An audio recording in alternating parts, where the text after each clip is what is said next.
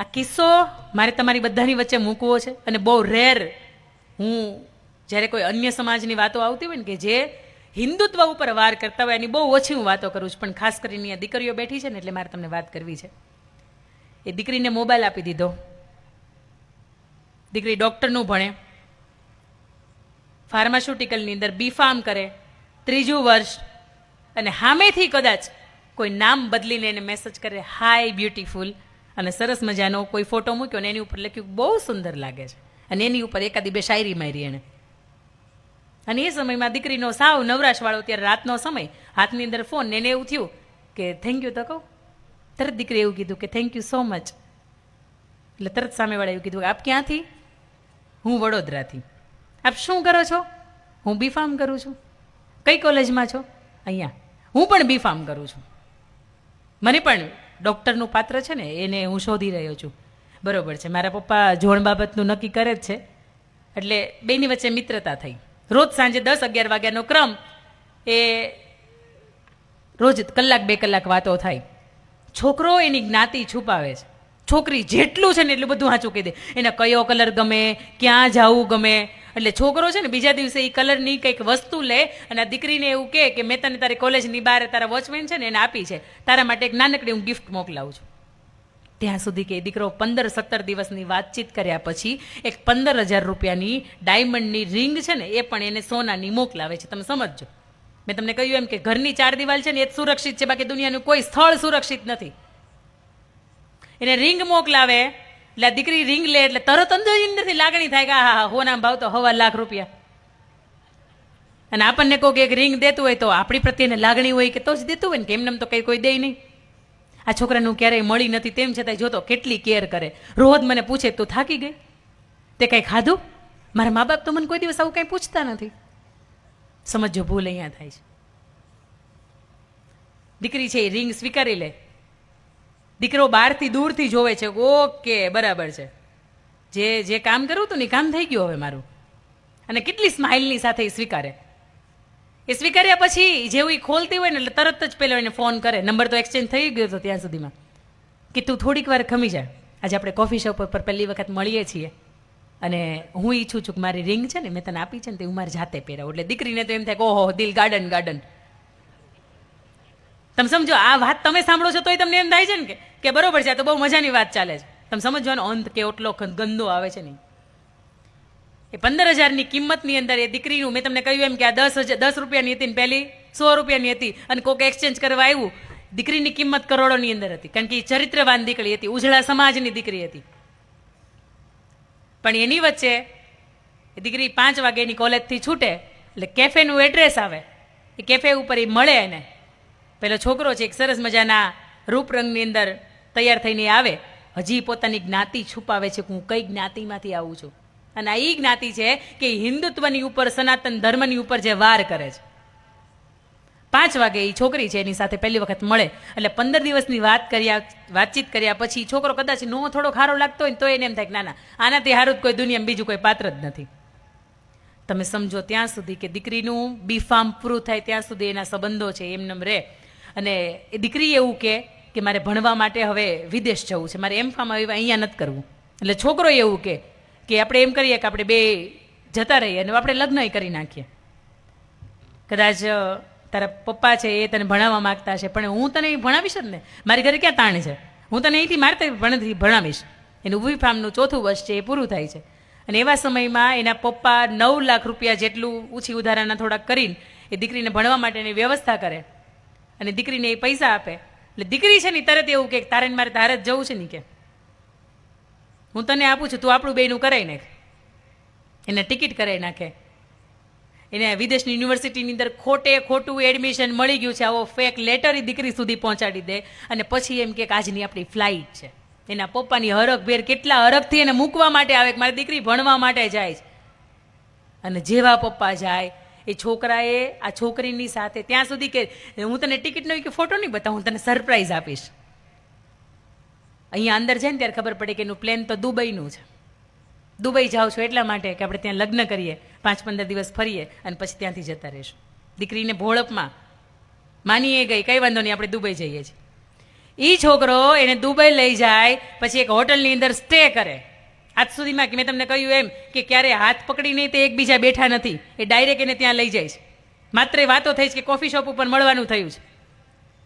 ત્યાં લઈ ગયા પછી એક હોટલની અંદર એ દીકરીને ઉતારો આપવામાં આવે ને એ છોકરો એવું કે અહીંયા મારા જાણીતા છે ને એ લગ્ન કરાવી આપે છે, હું એક વખત એમને મળતો આવું, મેં એને નીચે જ બોલાવ્યા છે. દીકરી તો કેટલી કોડ ભેર કે મારા લગ્ન થાય ને મારા પપ્પાને એમ કહી દઈશ કે પપ્પા એ છોકરો ગમતો હતો અને મારે હારે જ છે, અને એવી કોઈ જ્ઞાતિ નથી કે તમને તકલીફ થાય, એ સારી જ જ્ઞાતિ છે એટલે તમે મારા લગ્ન પછી હવે કરાવી દો ને, કારણ કે અમે કોર્ટ મેરેજ તો કરી લીધા છે. કારણ કે આ સ્વચ્છંદતાની અંદર જીવી રહ્યો સમાજ છે ને આવો વિચારે છે કે પહેલાં આપણે કોર્ટ મેરેજ કરી નાખીએ ને પછી આપણે બાપુને કહીએ ક્યાં જાહે પૌણાવશે ને ક્યાં જાહે. દીકરી અંદર ત્યાં હોટલની અંદર રૂમ સફાઈ કરવા વાળો વ્યક્તિ આપણો ગુજરાતી તે દીકરીને પૂછે કે બેટા અહીંયા શા માટે આવ્યા છો?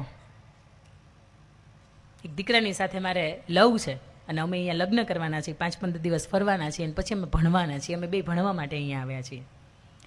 બેટા તને ખબર નથી આ હોટલ શા માટે છે? આ હોટલની અંદર કેવા લોકો આવે છે? આ હોટલની અંદર આવનારી દરેક દીકરી છે એની એક કિંમત નક્કી થાય છે, 15 લાખ, 25 લાખ, 35 લાખ, 50 લાખ, અને એની અંદર એ દીકરી વેચાઈ જાય છે. હું છે ને તારો ગુજરાતી જ છું, તારી ભાષા ઉપરથી મને અંદરથી એમ થાય છે કે મારી ગુજરાતની દીકરી તરીકે હું શું કરી શકું, મારી તો મજબૂરી છે એટલા માટે હું એ હોટલમાં કામ કરું છું. પુરુષ છું ને તો મારથી આ વસ્તુ જોવાતી નથી. બેટા તારી અંદર તાકાત હોય ને તો આવું હું તને ક્યાંક મદદરૂપ કરું, પણ અહીંથી તું નીકળી જાય એમાં ભલાઈ છે. અને પેલો માણસ રિસેપ્શનિસ્ટ હોય ને નીચે, એને કહેતો ગયો તો કે આ છોકરી અહીંથી બહાર ન જ આવી જોઈએ. અને બીજા જ માળ ઉપર હતી અને બાથરૂમનું વેન્ટિલેટર એ છોકરાએ જે પેલો માણસ હતો એને ખોલી દીધું. બાથરૂમના વેન્ટિલેટર ઉપરથી દીકરી નીચે ઉતરી ગઈ અને એને કીધું તારામાં તાકાત હોય ને એટલી અહીંથી જલ્દી તો ભાગી જાય. વિદેશની અંદર, દુબઈની અંદર એ ભારતીય આપણી એમ્બેસી વાળા હોય ને ત્યાં જઈને એને એવું કે મારી સાથે આવી ઘટના બની છે, પણ આ ઘટનાનો શિકાર નથી બની, એ પહેલાં મારી આંખ ઉગડી ગઈ છે, મારે તાત્કાલિક ભારત પાછું જવું છે.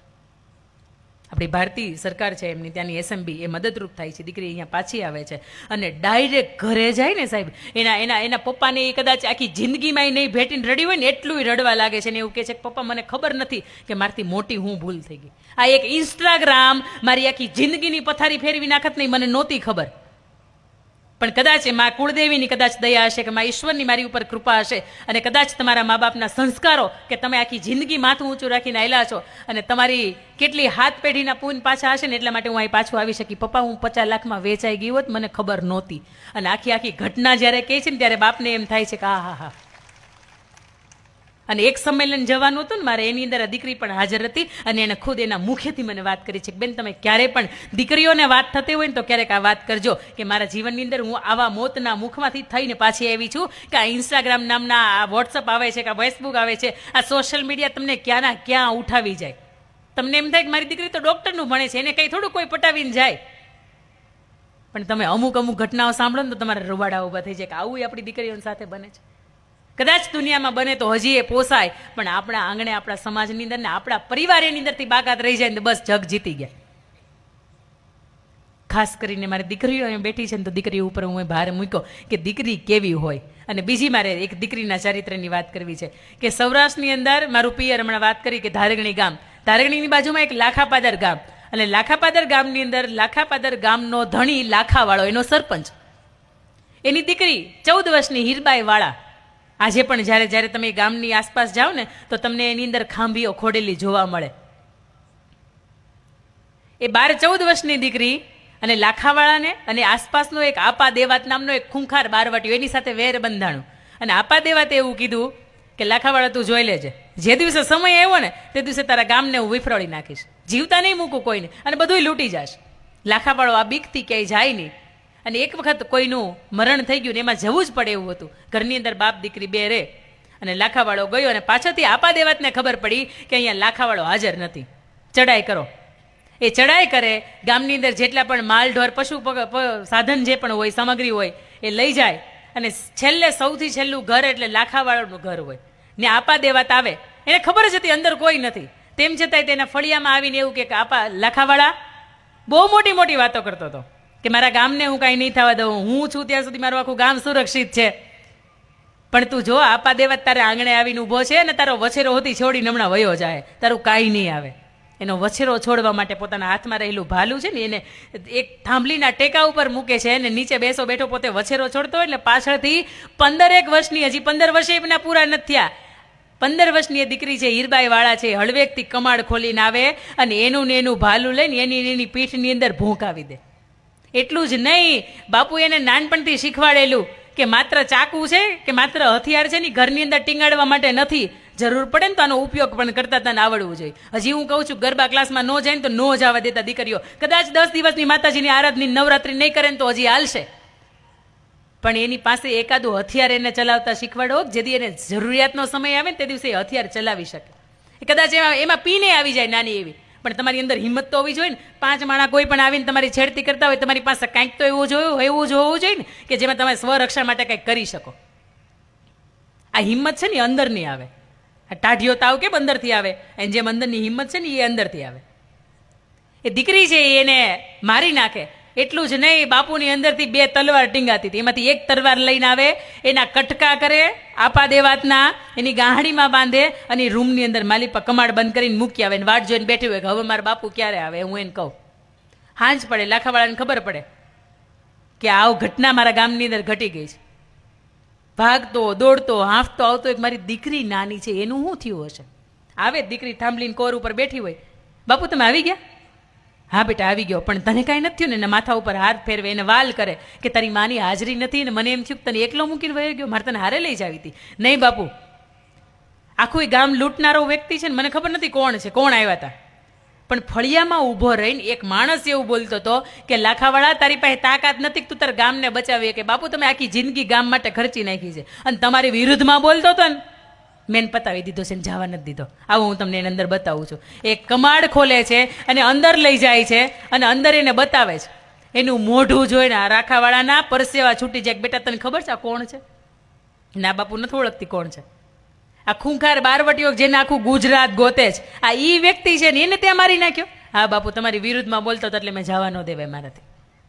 અને તે દિવસે લાખાવાળાએ 15 વર્ષની દીકરી હીરબાઈ વાળાને માથા ઉપર હાથ રાખીને એવું કીધું હતું કે બેટા મને હવે ખબર પડી, આખી દુનિયા ભલે આખું ગામ મને એમ કહેતું હોય કે મારે ઘેરે દીકરી છે, પણ તે સાબિત કરીને બતાવ્યું કે મારે ઘેર દીકરો છે.